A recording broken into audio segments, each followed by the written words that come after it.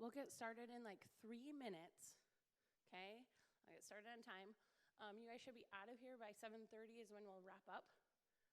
But if you haven't done so, there is a QR code for students to check in, to say, yes, I'm attending. This is also virtually live, so we also have people watching from home. And so just making sure if you're here without your student, that you check in for them. And so hopefully you know their ID number and stuff, but yeah.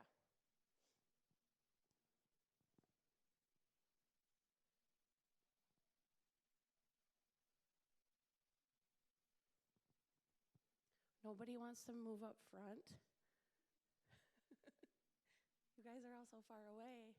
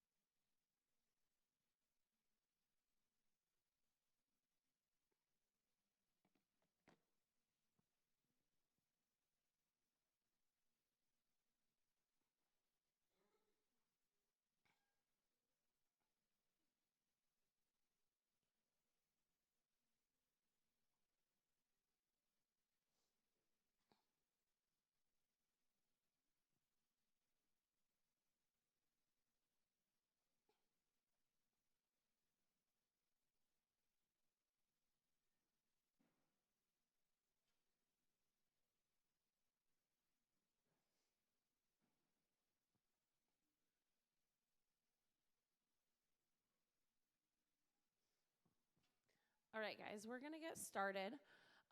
My name is Miss Emanuel, and I'm one of the counselors here. And then tonight at the door helping were the other counselors. So we have Miss Delaney out there, and then Miss Hartman and Miss Schmidt. Up here in the front is our student panel. Ever so kindly, they're volunteering their time to share with you guys their lived experience. So you get to ask them questions tonight. And then we also have Keely Branstead here. She is the Riverland PSEO advisor. At the bottom of the screen, every slide will have that QR code. So you can scan that QR code, and as I'm going throughout the presentation, if you have a question that pops in your mind as I'm talking about a slide, feel free to submit that question at any time, and then at the end we'll get to those questions.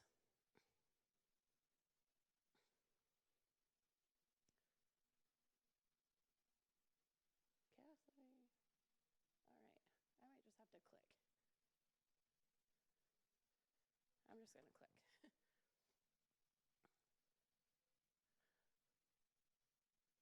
All right. If you haven't done so, there's people joining us online, and they probably haven't done this yet, but we need everybody, students, if you're here as a parent and your student's not with you, that's okay. Still scan that QR code and you can check in for them. We'll also be posting this on our website so that you guys can have access to this presentation too. But I'll give you some time to scan the QR code if you haven't already.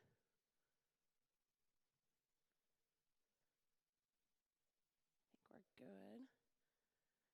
Maybe. All right. So a few things. I want to know if you can some of you are sitting by maybe your family or a friend or something, but just turn to the person next to you and say, tell them what brought you here tonight. So I'm going to give you like 30 seconds to do this. So just turn to your neighbor and say, this is what brought me here tonight. Ready, go.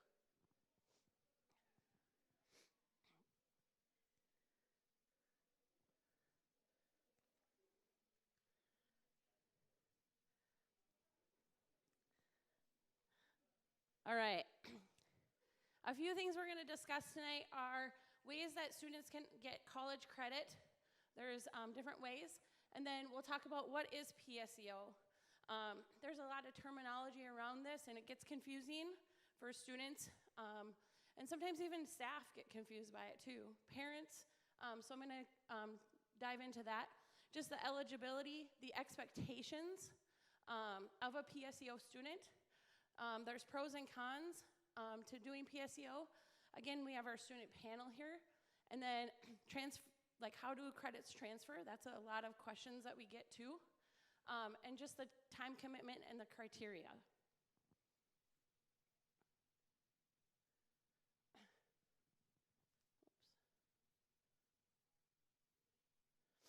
Okay. So this slide talks about the different ways that students can earn college credit here at Austin Public Schools. One way is students can take an AP class, and then they take an AP test in May to see if they get college credit. Riverland specifically, if a student gets a 3 or higher, they can transfer that credit in to Riverland. Other colleges are different. A student might need a 4 or 5 on the AP test, but that's one way students can, and students would just register. Then the next way is through RCC classes, and this is what gets confusing, because students are like, I want to do a PSEO, and it's like RCC or going out to a college. So RCC is what is called concurrent enrollment for the state of Minnesota. RCC are classes taught here by an instructor who is certified to teach college classes. And we have a lot of RCC opportunity for students, all the way from our welding department to challenges in math and English, okay? That students just need to register with their counselor and put it in their academic plan, and then they we help them apply to Riverland. If they haven't, we send their transcripts and test scores. The next thing is PSEO. That's where students get to choose. I want to go to a college and take classes at a college. It can be any college. It does not have to just be Riverland. So a student could take classes at the U of M. They could take them at a different college, RCTC, any college that does PSEO. However, you need to follow steps and processes to do PSEO. One is attending a PSEO night, because that's part of a state law. Like, we have to advise you on the pros and cons. You also have to let your district know. As a student, they have to let us know by May 30th their intent. And when I say intent, I use that word loosely. Like, my intent is, I think I want to do PSEO, and then you come to this night, you get information, and then they go through the process. So just because you did the intent form doesn't mean you're a PSEO student yet, because there's lots of steps, okay? So this is step 1, is to complete that district intent form for any student who wants to go out to a college and take classes at a college.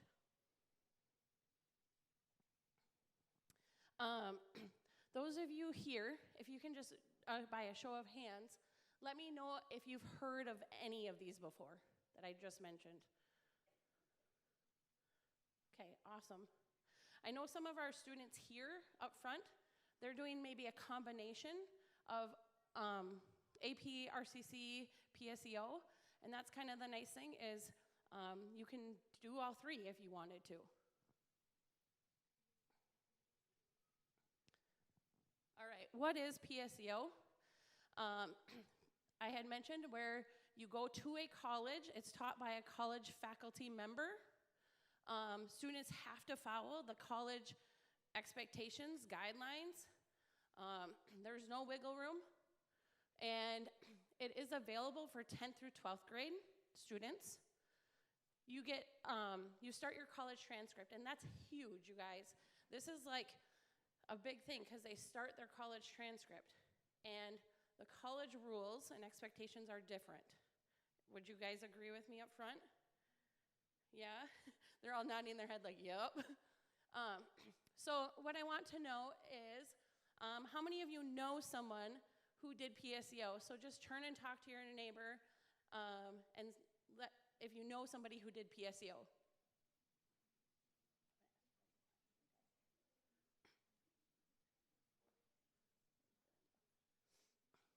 So I have 6 volunteers here that have all done PSEO. What is one thing, one advice that you could give our audience about the start of PSEO, like your first experience doing PSEO? What was it like for you?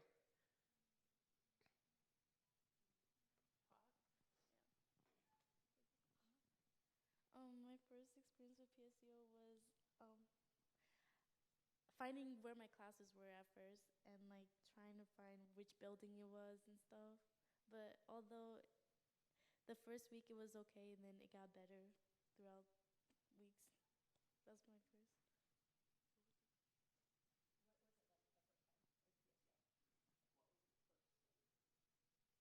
I was really confused at first with classes because the school's pretty big. Um, yeah, basically. So I don't know if you caught both of them, but both of them said basically, I was confused at first. I had to navigate the campus. Students have to do this all by themselves. Parents, I'm going to tell you, you're letting them go to a college campus when you sign them up for PSEO, and it is on the student from the start of the process to the end of the process. So that's something important to know. Next, I'm going to cover what's financially covered, because this gets asked a lot, is what's covered? Well, the tuition, the cost of books is covered, and the course fees, and then there's a mileage reimbursement form if people qualify for that. That's income-based. What's not covered? Meals. If you're not at the high school, you got to find meals at the college or bring your own lunch.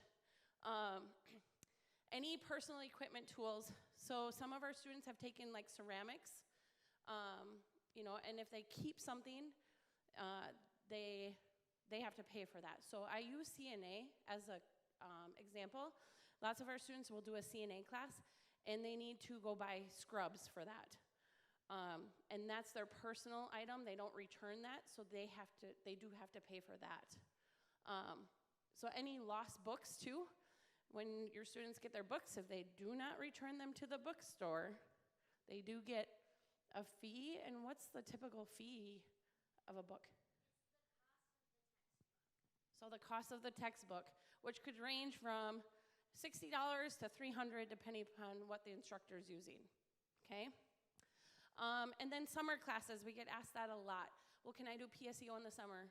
If you're going to pay for it out of pocket, you sure can take classes at the college. It's not under the PSEO, like it's not funded through PSEO. My question for you guys is now, anything that surprised you about those costs? What's covered, what's not covered? Anything?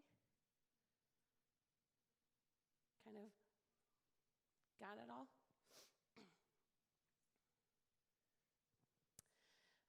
Am I eligible? Yeah, are you in 10th grade? Those are the qualifications. So you have to have an MCA score of an 850 or higher. Now, that was back in 8th grade. And I didn't think my MCAs were important. Yep, they're important. Students, if they are going to go to Riverland as a 10th grader specifically, and they didn't meet the 850 score, they can take an AccuPlacer, and they would have to meet the college AccuPlacer placement level, which Keeley works on that, and That's one thing. But if they're going to another college, they would have to meet that 850.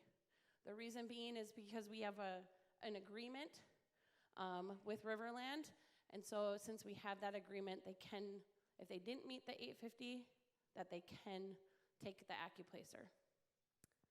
And then for 10th graders, you can take one CTE class. So a CTE class is a career technical education course. It's a lot of electives.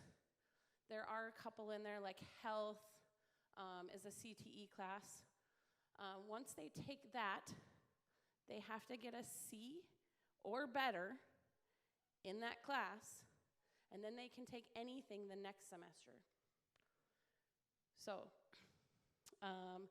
if I'm a 10th grader and I take my CNA class, because it is a CTE class, and I get a C or better, second semester, I could take anything. So I could take a biology. I could take a business class. Like, I could take anything. It doesn't have to just be on the 10th grade list. Every college has a 10th grade only list. That's what you have to go off the first semester. 11th and 12th graders, a little bit different. They're a junior, senior, and then they have to meet the college criteria, and every college is different. It's usually based on a student's GPA. That's number one. And then if they don't meet that, are they like in the upper half of their class, upper 1/3 of their class? We look at that. If they don't meet that, we look at test scores. If they don't meet that, then we go to AccuPlacer testing. One important thing is, if you're going to take a PSEO class, you have to drop one class here, one credit-bearing class, okay? How many classes are you taking right now between PSEO and high school student panel? How many classes you have? Yeah, Mohina. Right now, I'm taking one RCC class at the high school and 3 classes at Riverland. 2 are online.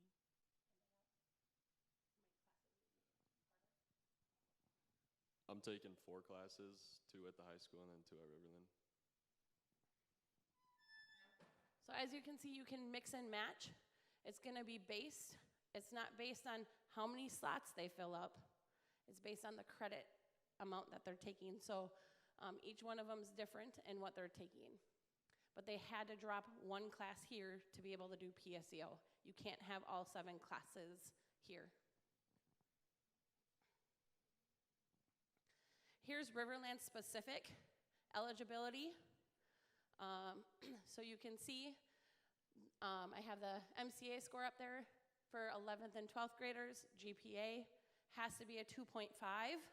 What I will tell you, if your child or you as a student has a 2.5 GPA, we are going to want to check your test scores. And if those don't meet things, we're going to want to take an AccuPlacer, because that 2.5 GPA places you into a middle level of being able to take not all college classes, but some. A 2.6 GPA opens up the whole opportunity. So just know that if your child has that 2.5, or you as a student, if you have that 2.5 GPA, let's look at your test scores and see if those help you so that you can take as many classes as you need to or as you want.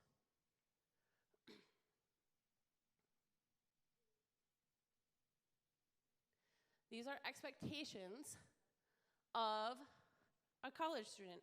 Again, I mentioned, hey parents, this is on your child, okay?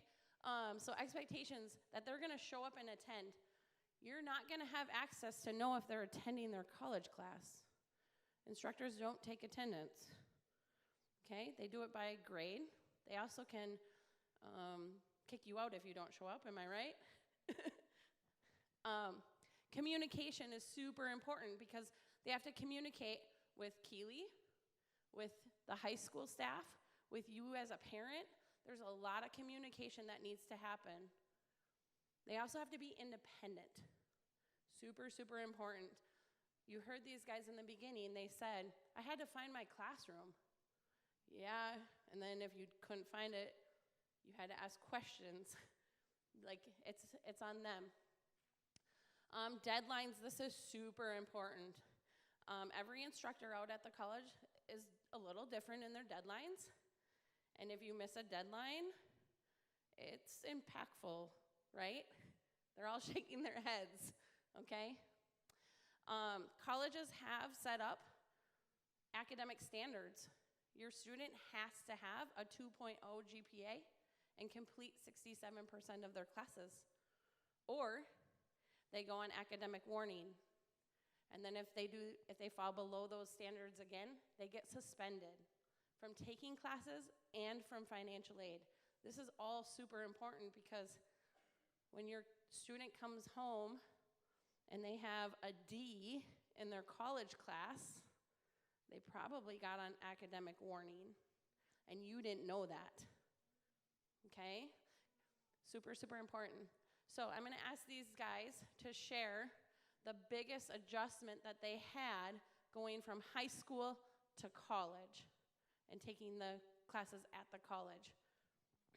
What was your biggest adjustment from taking classes here to going out to the college?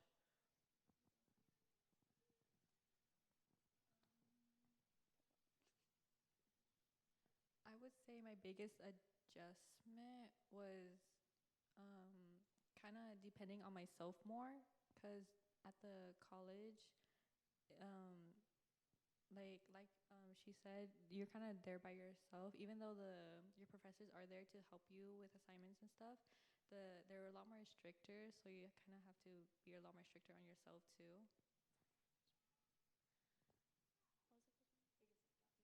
Biggest adjustment was like time management, showing up on time, and like a lot of like taking my time off and going to classes and stuff.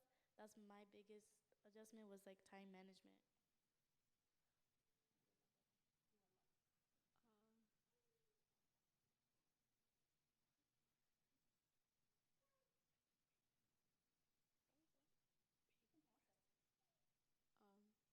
Probably like procrastination, doing my homework on time because they don't really do like missing assignment. So getting work done on time. Okay, so they said organization, time management, procrastination, those were all big adjustments that they had to figure out. And independence, they had to figure that out along the way. Here's just a little example of how much time commitment this really does take. So one college course would equal 1 hour of class time plus 2 hours outside of school, all right? So if a student is taking 12 college credits, they're gonna spend about 36 hours doing their college work in class, outside of class. And then if they're working a 20-hour job, that's a lot. So I like to point this out because students walk in and they're like, oh, I got this, I can take, 8 classes at the college, I do that here. No, you gotta back off a little bit, okay? So parents, when they're talking to you about PSEO, like, what's the balance? Are they working? How many hours are they working? Do they need to cut back? All of that is super important. So I know I have some students in here or parents. Can you guys talk about with each other, just kind of pair and share here, what is it with the schedule that's going to make this like exciting and fun, but what is it that's going to be a challenge maybe? So I'm going to give you like 30 seconds to kind of pair and share about your student's schedule, the excitement, and the challenge. Go. Where's Farron?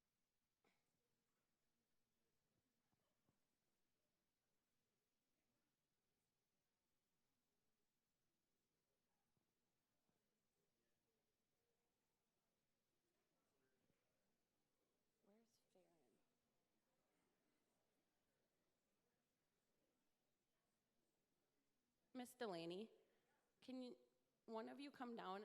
I think I have a question out in the audience. Can you bring the mic?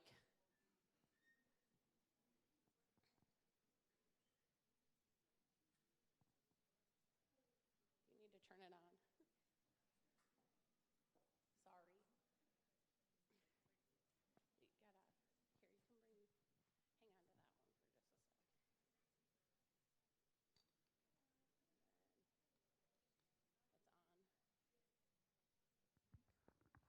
in the hat. Yep.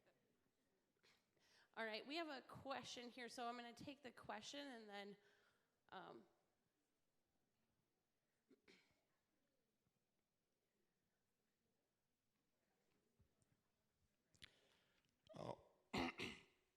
I'm Janika Talawale, a parent of one of the PSEO students. And my question specifically has to do with uh, the schedule that is set up for the students from campus, that is the high school to the college. Because most of the time, I work at night. And I'm having this difficult time with my daughter just calling me randomly, oh, I'm done with my high school classes and I need to be on the campus now. So I'm like, that's a little bit tough for me. So yeah.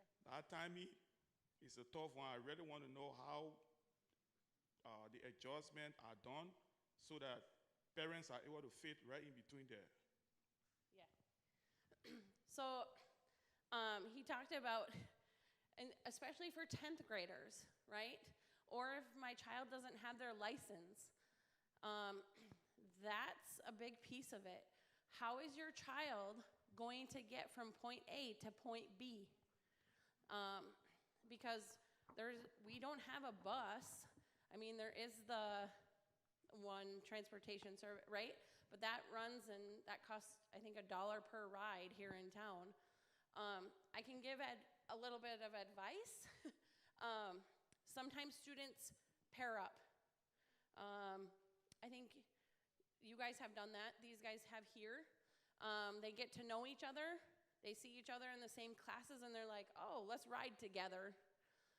Otherwise, yes, it falls on to you as a family member to figure out how am I going to get from point A to point B, because we don't provide that transportation. It's not funded. It's all on you guys as a family and the student to figure that out.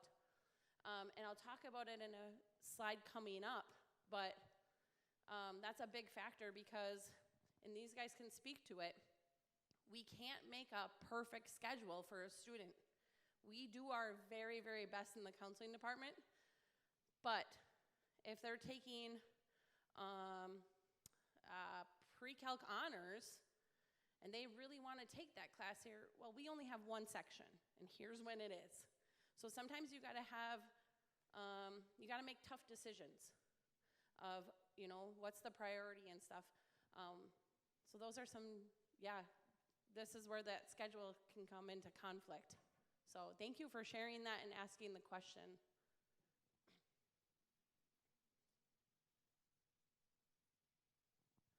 I have examples of some schedules up here.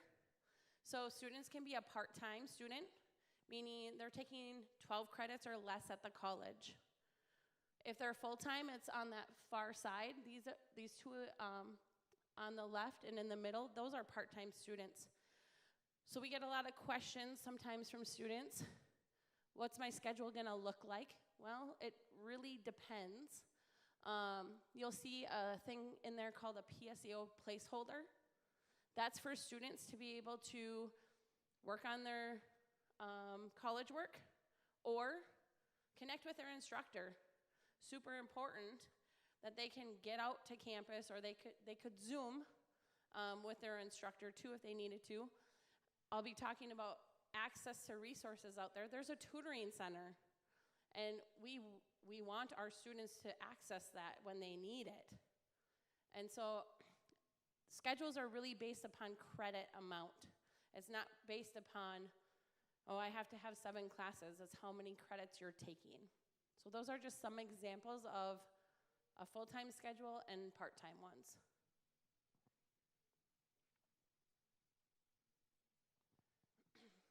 Here's the credit conversion. 4 college credits. So if I take a 4 college credit class, it's going to come back to the high school as 1 high school credit. So this student right here is taking 9 college credits, which will come back as 2.25. They need to have 3 high school credits in their schedule for that semester. Okay? It's a lot of math. So they either need to pick up another class at the college. That's 3 credits to get to 12. That's full time. Or they could pick up an RCC class. You heard one of them talk to you about, I take an RCC class here, and then I have 3 classes out at the college. There's your 12 credits. Or they have to pick up 2 high school classes, because our classes are a 0.5 credit. Okay? So credits are different.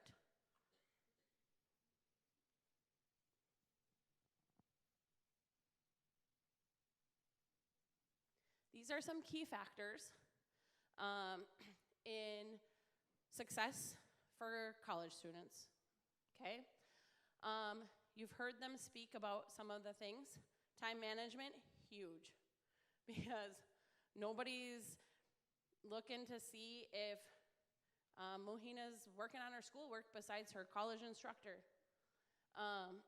Timelines and deadlines, super important. You miss it, it can have a huge impact. Transportation and the logistics, how am I getting from point A to point B? Attendance, that's super important. At the college, there's expectations of that because they can do a failure to not show up, do a failure to not withdraw from the class because I haven't seen you, you haven't been submitting your work. And so the instructors can give those out. Super important too, students have to follow their high school policies and procedures, and then they're signing up to follow another policy and procedure system, and they're 2 different ones, and they have to know both. And then you heard them talk about independence and responsibility. That's super, super important, that they can ask for help. They can navigate, who do I go to for what? How do I get everything I need? Or I don't know this question. Like, they ask a lot of questions, which is super helpful. So here's what I want you to do. You can turn to your neighbor again and talk about one strength. So what strength does your student have, or do you have as a student on that list? And one skill that you might need to grow in. 30 seconds.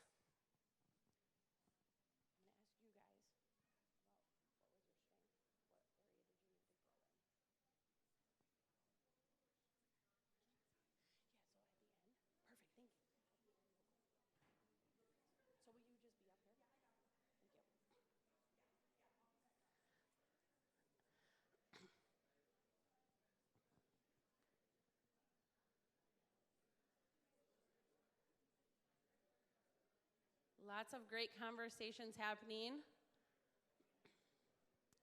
My student panel, I'm going to have 2 of them share out. What was their strength going into PSEO, and what did they need to work on? Okay? Candida? Talk really loud.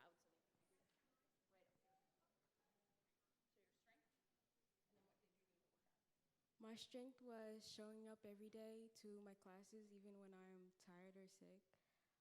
My weakness was procrastinating on doing my homework until last minute.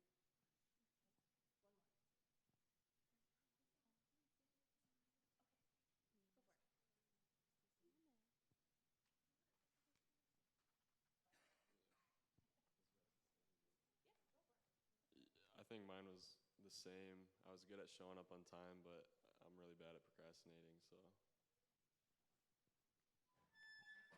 That's a frequent answer. Okay? And that's why I made them share, because yeah, we're good at showing up, but sometimes putting off the work.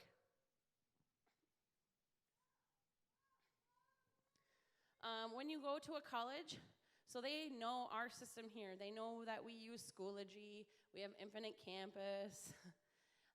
When you go out to the college, they use different systems. Riverland specific uses Brightspace, and that's where coursework is done and assignments are done. And let me tell you, these guys are going to share what Brightspace is like and what their experience was with Brightspace. So they're going to share one fun fact about Brightspace.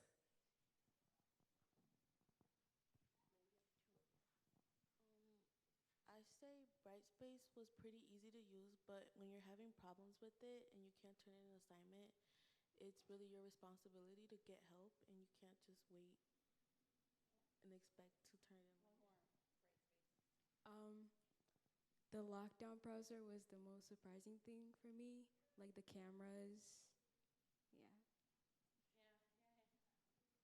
Okay, so you heard sometimes I have issues turning in my assignment, like it maybe uploads blank or I wasn't able to upload it, and then I got to seek out the help and I don't know who to go to, what to do.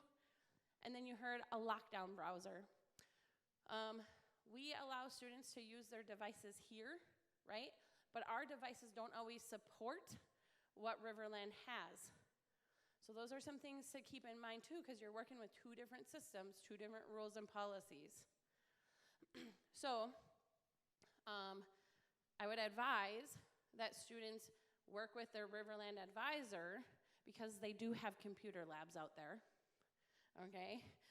That's one way. They could work with their instructor on a plan too. I always say sometimes the public library could be an option. Sometimes they use their phone as an option, but yeah, lockdown browser is like a camera on the student, and our device doesn't always support that. And then they have to learn how to use this platform by themselves. They all had to learn it, okay? E-services is like our Infinite Campus world. Again, these guys all had to navigate that. And e-services is where they register for the classes, they keep their email up to date in there, or their address. It's our Infinite Campus world. The last one, super important, email. Check your students' email tonight and see how many emails in there. You'd be surprised. I've seen anywhere from like 1,000 to 2,000. At the college, this is the way they communicate, all right? They communicate via email. And if you're not checking your Riverland email, what happens?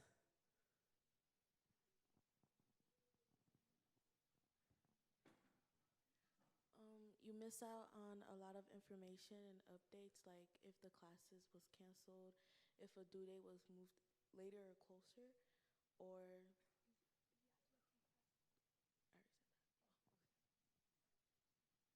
So she said, I miss out on a lot of information, due dates, class was canceled. So super important that your student can check their email and not have 2,000 emails in their inbox, all right? These are the resources at specifically, I would say Riverland, but lots of other colleges have these too. There's advising, so that's Keeley for Riverland. There's an accessibility service, so if your student has an IEP or a 504 needs accommodations, modifications, they have that out there. They have mental health, tutoring, they have testing, testing spots. They have a library, they have computer labs. Again, these guys and students out there, you have to be able to access those. It's on you. So when you're struggling in your PSEO class and mom and dad are after you, right? You have to be able to go to the tutoring center and get the help and support that's available on that campus.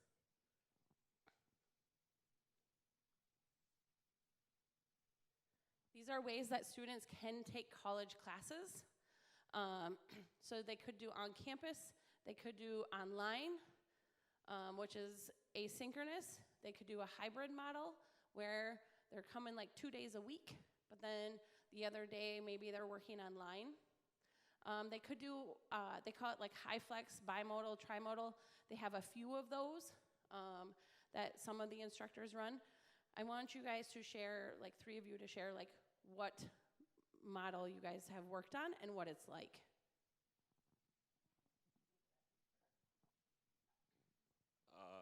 I've done most of them. Like right now I'm doing all online. Last semester I did bimodal, so I could either be in person or online. I prefer online because it's kind of hard to go from the high school to an actual class.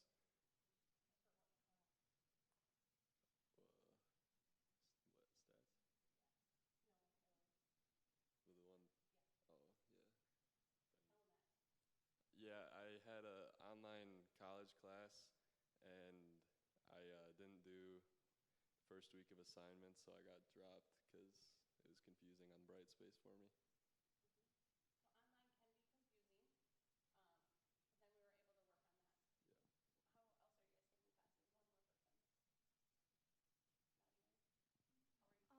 Last semester, I had a class on campus, and I have to attend every day.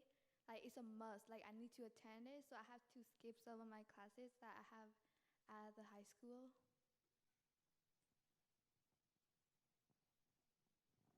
So that's the other important thing, that they're working with, again, both systems, because you can't skip class here to attend your PSEO classes. So it's super important that they're communicating with the counseling department about that.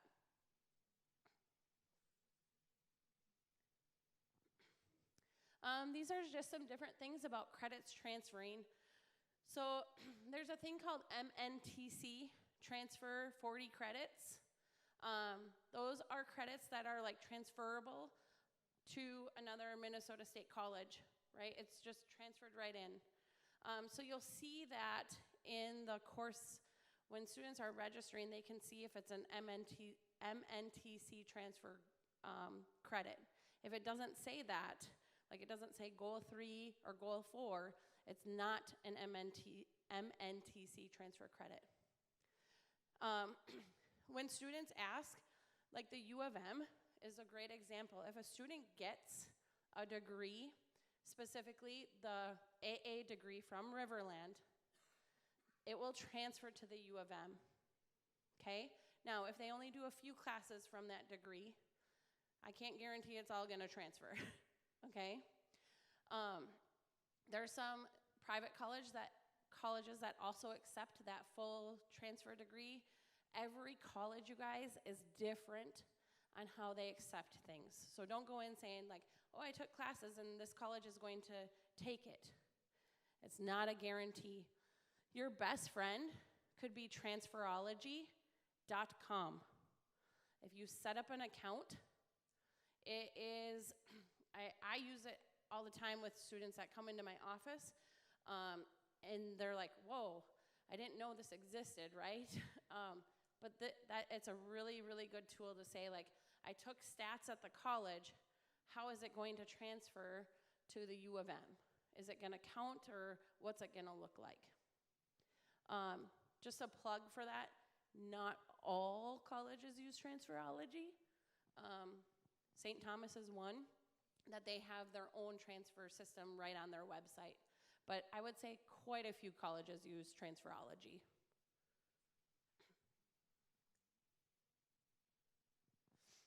APS course requirements.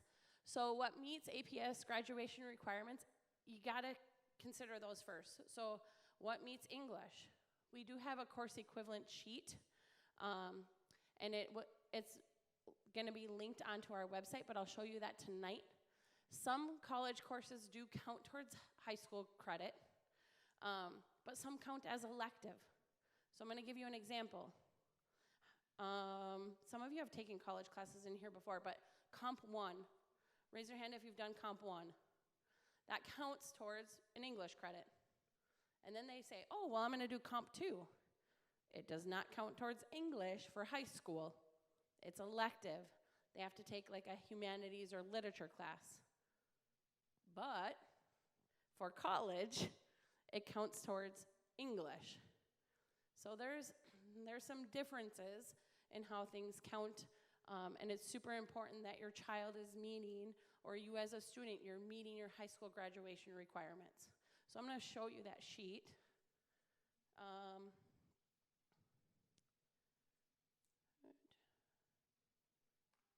I'm actually going to show you at the end. I'll show you a bunch of resources at the end. It will just be easier that way. Benefits and risks. There are some benefits for students to do PSEO. There's flexibility. It's not a cost to take the class. If I want to challenge myself, if I want independence. But then you can see there's risks. It starts your permanent transcript for college, and this does follow you. It could delay graduation, especially because college has different rules when it comes time to like incompletes, or they got an FW, and counselors can vouch for this. I didn't know about it, and nobody told me. And I'm like, you need this class to graduate, right? And so those are some different things. If students aren't communicating with us, because at the high school, we don't get their transcripts until the end of the semester, which is like nearing the end of our semester. We don't know how they're doing in their classes unless they share with us. Parents, you don't have access to the platform.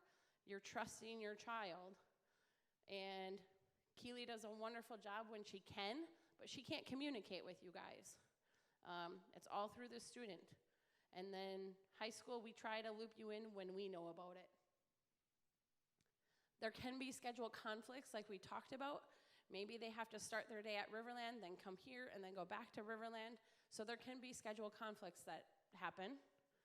And then I mentioned the parent involvement is limited because they are a college student.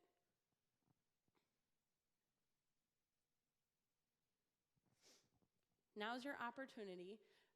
Ms. Hartman, or who has the mic back there? Woo.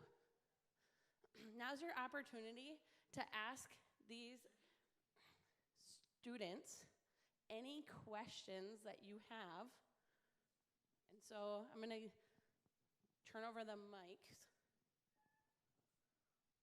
You just want to take this one. Any questions that you guys have for our students that you're like, tell me about this? Anybody have a question for them? You're letting them off the hook. Yeah, right here in the blue.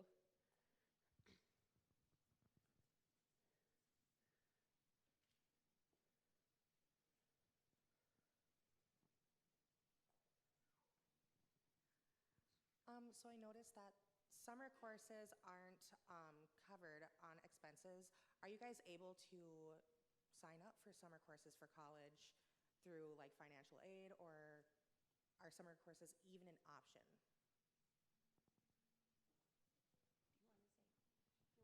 Keely, can we? Keely. Unfortunately, financial aid cannot be used until a student graduates, and so there is no scholarship or financial aid options to pay for summer. We do have payment plans, so if you really are interested in getting an AA degree or something and kind of spacing it out for a more manageable load, you could do a payment plan and work with our business office.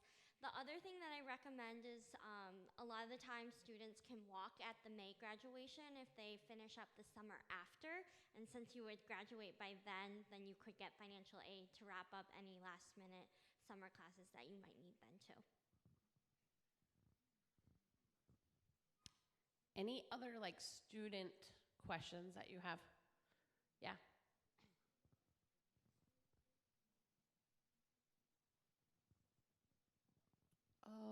As a parent, completely confused, would like to be honest. Okay, so my question, you talk as an example about Riverland, right? But for example, another option, UM, right?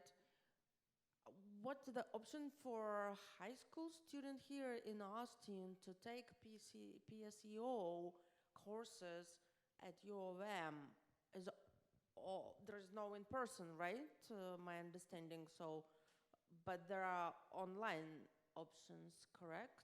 And another question: whole this system works only for Minnesota colleges, or it's like a national-wide thing? Good question. I'll take that one. First, for the U of M, yeah, they could do online. If you're gonna choose in person, you got to figure out how to get your child there. Are they gonna drive? Are they gonna take the bus? Like, there's so many colleges. There's an MDE website that lists colleges that have PSEO options and what their options are. So yes, online can be options or in person. Second is this just Minnesota? Yes, just Minnesota. So just Minnesota colleges. It can't be in Florida or any, it's just Minnesota colleges. Yes.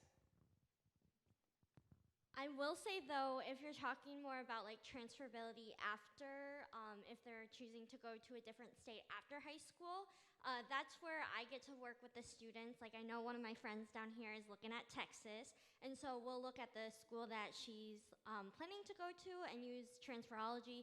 If transferology is not available for that school, then we get in contact with their advising office and we give them a list of like, hey, this is what we registered for based off of your program requirements. What of these would you take? What wouldn't you take? And then that kind of gives them a better idea of, okay, if they're not going to take A&P, do I really want to do that here, or would I rather focus on a class that they would take to transfer over later? So we talk all about that in our registration meetings, about their goals, what they're hoping to do in terms of a program, and then also where they plan to go after high school if they don't finish during high school.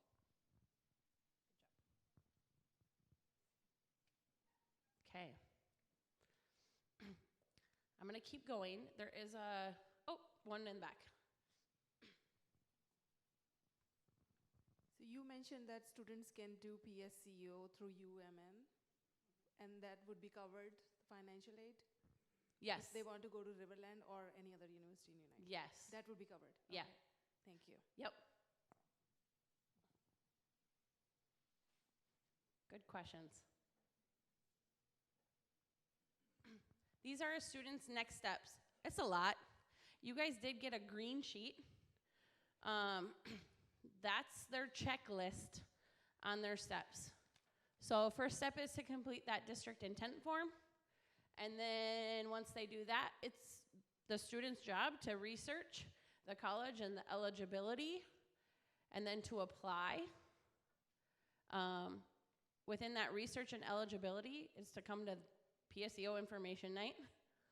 And then once they apply to the college, now I'm going to put a plug if you're to Riverland again. So that's just one thing. Then they'll complete, you got like is it orange salmon color sheet? That's our APS agreement form. You do have to sign off as a parent on that, and students have to initial like, yep, I understand this. There's NOSR forms, there's college supplemental form, there's a bunch of forms. And then they connect with us as their school counselor. And they should have all of their forms completed by the time they meet with us. Then they would check their email that they used to apply to the college, because that's how they're going to get communication. Once we send their paperwork over to the college, so I'll use Riverland. Once I send it off to Riverland, I'm out. I don't get any more communication. It all goes to the student. And then they have to follow the college steps. And then after that, they have to give us a copy of their schedule so that we can adjust their high school schedule. It's a lot. And so parents, I would encourage you to walk through this with them, but I'm going to throw a plug in there. Do not apply for your student. They need to fill out the application. They need to remember, because this is part of being independent.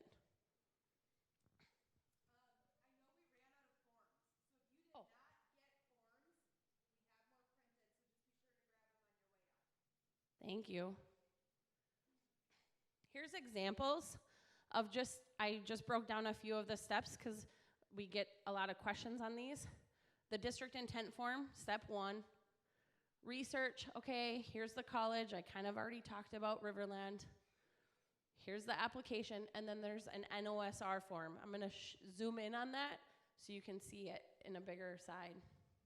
This is the NOSR form, and it's confusing. Section 1, that very top section is filled out by student and parent. And there's key things that go into that. These guys all know that. If they bring it to us incomplete, we can't send it over to the college because the college is gonna send it back to us, and then your student's starting over. So when they bring in their form, that's something that we're checking, like, is everything complete? The section 2 is filled out by the counselor. So students, you have to have section 1 completed. Section 2 is us. Section 3 is the college. Okay? That's just the NOSR form. And that's across the board. Like, if a student is going to go to another college, it's the same thing. It's the same form. The only unique part is, and I don't know many other colleges that do this, but Riverland will take an NOSR form for fall and spring. They'll do both because your student can get registered for fall and spring. So students, you would want to give your counselor 2 copies. How many? 2. If you give me 1, then you're only registering for 1 semester.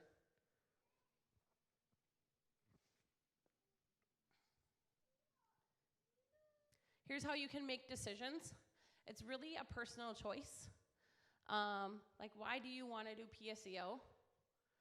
If it's just to get out of the high school, like, think about it more. You've heard these guys talk about some of their challenges. Do you want to do part-time or full-time? That's super important. How many classes are you going to take out there? Because then how many do you need here? And then will PSEO help work towards your future goals? And then really, are you prepared? Like, are you prepared to take all of this on? That's a big question. This is who we are. We're here to help support, but we are not going to fill out the paperwork for you. Okay? They try, and we send them, and we guide them, right? All of the forms, the NOSR form, it's accessed on the college website. We also have a website, and I'll show you that, where you can access the form. This is Keely. If you have Riverland-specific questions, you can always contact her at any time. These I have on here.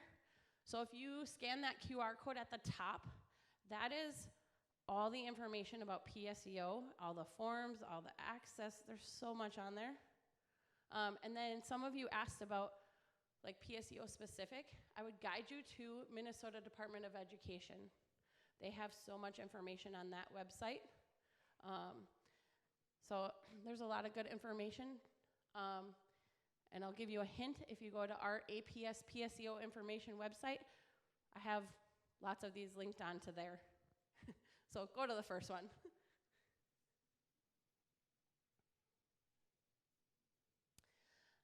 These are the final questions. So Ms. Delaney has that popped up. I'm gonna. We actually had one question back here from Yeah, earlier. go for it. For CNA, are there any other items we should be aware about, like what we need to buy besides scrubs? Yes. Who's done CNA up here? She asked, anything else besides scrubs that you need? What about the tests that you take? Can you speak to that? Yeah. Hold on. This year, last year it was free to take the test to get your certificate, but this year it costs $260, I think. But if you fail and if you want to retake it again, you're gonna have to pay more. So to take the class, no fee, but they're offering an opportunity to take a certification test. That's not covered under PSEO. So I think you said $260 about to take the test. And they talk to you about that right in your class. There's no funding for that right now. Does your student have to take the certification test? No, they could just take the class. But if they want to get certified as a CNA, then there's an extra cost. Good question. All right. So I'll do some of the online ones. So the first one was, I was wondering how we do PSEO online.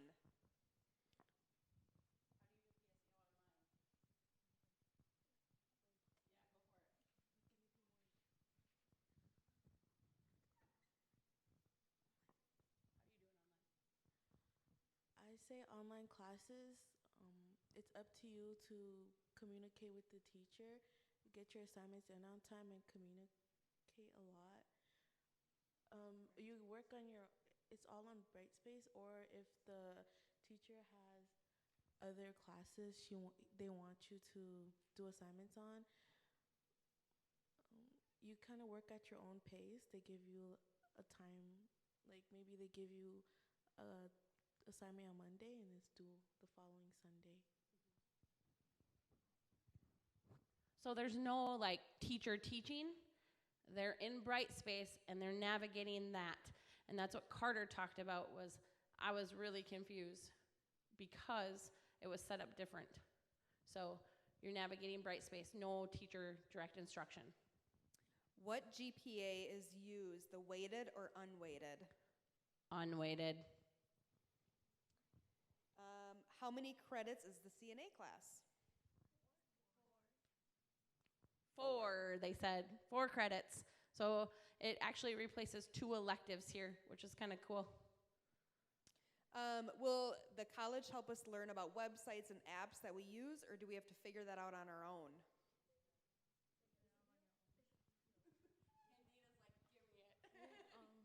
You have to figure out on your own, and there's also like during the summertime there's a PSEO like course that's given to you, so you have to like go through it, and that kind of helps you figure out the whole orientation course. So they do provide opportunities to learn their platforms, and if the student chooses, again, if they choose to attend, then they can learn about those platforms. Otherwise, they're learning on their own. Should you still take PSEO if you're not sure what you want to do when you're older? Yes, they said yes. These guys are like, yes. And why? Why would you say yes? I say yes because it's full of college credit points. So if you still don't know what to do, but you go to PSEO, so you will get like college credits and all of that. So I recommend it for sure.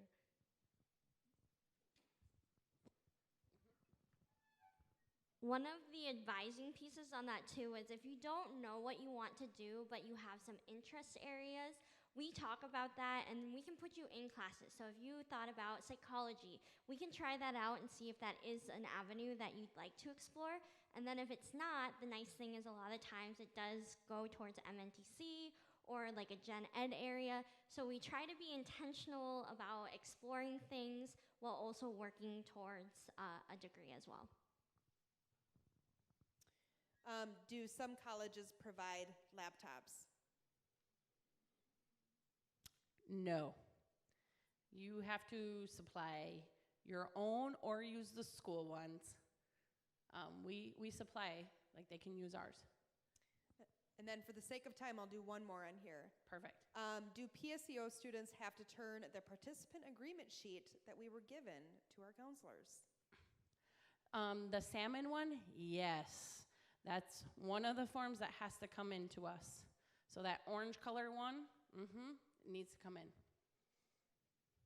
So I'm going to wrap things up. I would love, the reason we had a student panel this year was feedback from last year. Somebody had said, hey, can we hear from students who are actually going PSEO and what their experience is like and their expertise.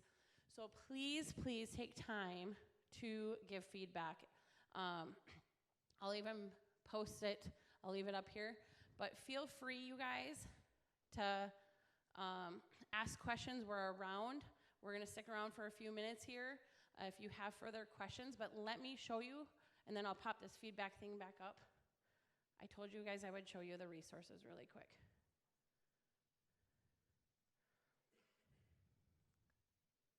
So this is Transferology. This is Riverland's PSEO website. This is our website with all of the PSEO stuff. Again, we're going to be posting that course equivalency sheet on here. But you can see it's kind of just a one-stop shop. This is what you guys got tonight. This is just common colleges because they're all different. Timelines, deadlines are all different amongst colleges. This is our course equivalency sheet. So you can see like what they need, what they could take at Riverland. And then last one was the PSEO agreement form. Yes, this has to get handed in to us. All on our website. So I'll go back. I'm going to put up that feedback form just so that you guys have it.